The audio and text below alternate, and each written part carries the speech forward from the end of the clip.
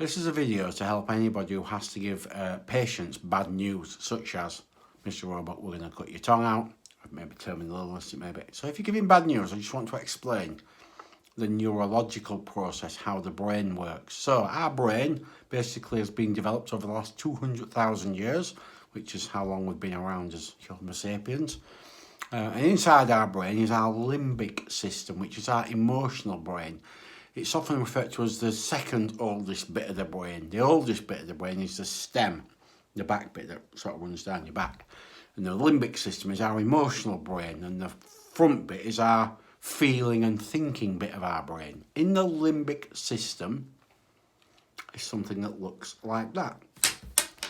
We've got two of them. It's called your amygdala. There's two of them. And your amygdala is where you store your emotional memory.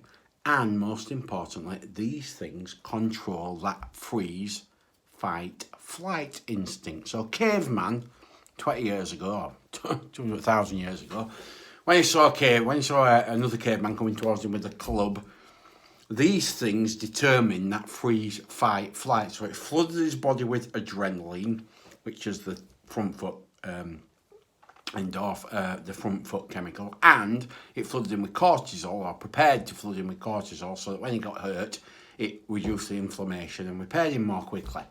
So these things are prehistoric. These are really old bits of our brain, but they dominate our basic neurological processes even now today. So what happens is, when you see, hear, smell, taste, or touch anything of threat, so somebody running towards you with an axe, a bus coming towards you when you're on a zebra crossing, these things trigger to tell you to freeze, fight, or flight. And they trigger when you're sat in front of a doctor or a dentist and that person says, Mr. Roebuck, I've got some information for you.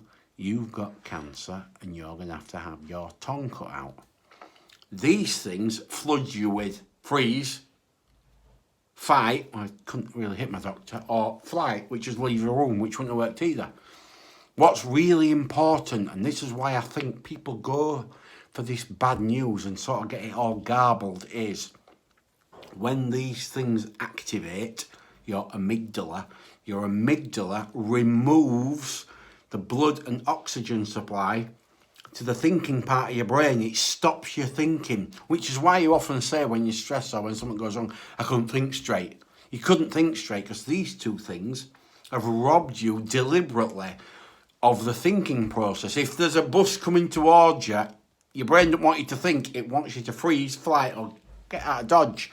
What it also does is stops your digestive processes working, which is probably to do with wasting energy. I don't want to, process today's fried eggs and bacon when there's a man coming towards you with an axe. He's going to cut your head off. So medical people and nurses and doctors and people like that, be aware, when you give people bad news, these things deliberately stop their brains from thinking and hearing and processing what you're saying. So my suggestion to you guys is, when you deliver that message, do two things for me. One is, make it absolutely clear you have got cancer. You need to be so clear. Then leave them for 2.5 minutes. Talk to them about the price of cheese. Talk to them about the price of bananas. I really don't care. Don't talk to them about anything that matters.